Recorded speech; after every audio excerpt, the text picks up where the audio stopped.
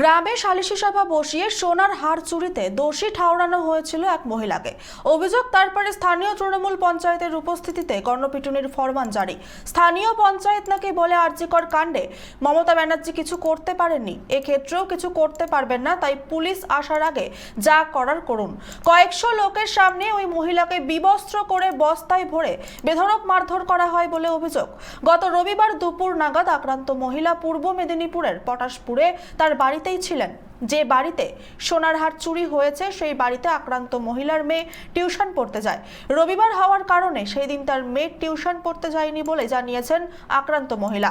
বিকেল নাগাদ গ্রামবাসীরা অভিযোগ করে আক্রান্ত মহিলার সোনার হার চুরি করে এনে রেখেছেন। জিজ্ঞাসা করা হয় তিনি কোথায় হার রেখেছেন, অস্বীকার করে গণপিটুনির নিধন দেয় তৃণমূল পরিচালিত গ্রাম পঞ্চায়েত। তারপরেই প্রথমে মহিলারা এবং তারপরে পুরুষরা রীতিমতো বিবস্ত্র করে গণপিটুনি দেয় বলেই অভিযোগ আক্রান্তের। আক্রান্ত মহিলা এই অভিযোগ করেছেন সিভিক ভলেন্টিয়ারের নেতৃত্বে তাকে মারধর করা হয়েছিল, তবে এখন অবধি কোনো পুলিশই অভিযোগ দায়ের করেননি। প্রথমে তাকে স্থানীয় স্বাস্থ্যকেন্দ্রে ভর্তি করা হয়, পরে অবস্থার অবনতি হলে তমলুকের পিয়ারলেস নার্সিংহোমে ভর্তি করা হয়। আমি বাড়িতে ঘুমিয়েছিলাম, ঠিক 3:30টার সময় আমি ঘুমিয়েছিলাম। ঘুম থেকে উঠে আবার ফোনে বই দেখছিলাম ফোনে। তখন আমি 3:30 বাজে, আমাদের ওখানে নিয়ম আছে যে চান করতে হয়। আমার শরীরটা এমনিটা 3-4 দিন খারাপ ছিল। তারপরে চান করতে আমি চান করে ঠিক 4টার দিকে ওদের বাড়িতে আমার মেয়ে পড়তে যায়। এবার ওদের বাড়িতে কাকু এসে বলছে যে তুমি কি আমাদের বাড়িতে গিয়েছিলে? আমার তখন চান করা হয়ে গেছে। আমি বলছি না, কেন? আর আজকে তো রবিবার, তো টিউশন হবে না। তখন ওই কাকু বলছে না কিছু না, বলে চলে গেছে। কিন্তু তখন পাশের বাড়ি জেঠু এসে বলছে এরকম তুমি ওদের বাড়িতে ওদের বুড়িকে গিয়ে মেরে ওদের গয়না নিয়ে এসছো। তখন আমি বলছি কি, কেন? আমি তো মারিনি ওকে। বলে আমি কিন্তু ওদের বাড়িতে যাই। আমার শাশুড়ি মাকে নিয়ে যেতে ওরা প্রথমে আমাকে জিজ্ঞেস করে, আমি বলছি না আমি এরকম করিনি। বলতে আমার শাশুড়ি মাকে ওখান থেকে বের করে দিয়ে আমাকে মারধর শুরু করে। প্রথমে কিন্তু মেয়েরা মিলে মেরেছিল, তারপরে ওখান থেকে সিভিক গিয়েছিল। ওই সিভিক গিয়ে আমাকে জিজ্ঞেস করেছিল যে আমি পুলিশের লোক থেকে এসেছি। আমি বলছি পুলিশকে ডাকা হয়েছে। আমি বলছি ঠিক আছে, তোমরা পুলিশকে ডাকো।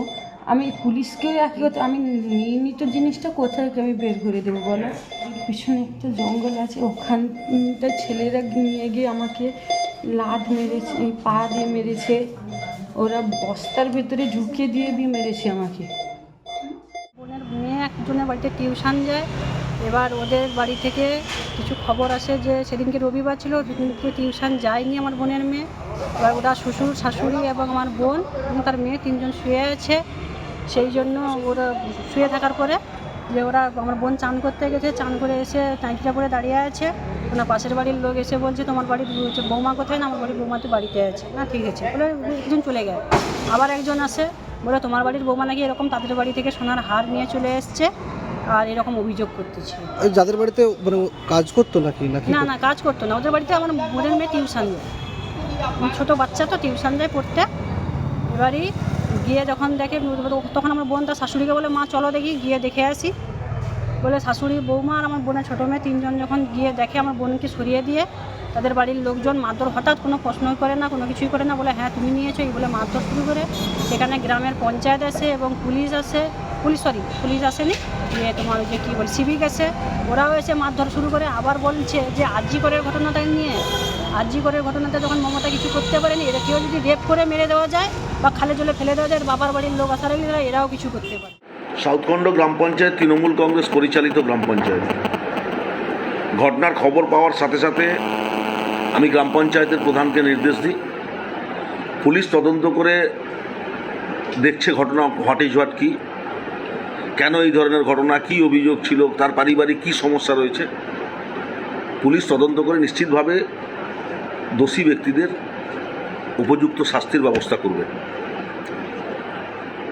নাম্বার 2, যদি কেউ কোনো অপরাধ করে থাকে নিশ্চিতভাবে তার জন্য আইন আছে, আইনি দ্বারস্থ হওয়াটা বাঞ্ছনীয়। কাউকে প্রকাশ্যে হেনস্থা করা, জনসমক্ষে শারীরিক নির্যাতন করা, এটা নিশ্চিতভাবে অন্যায়। এই অন্যায়ের বিরুদ্ধে পটাশপুর থানা ইন্সপেকশন করে উপযুক্ত ব্যবস্থা গ্রহণ করে।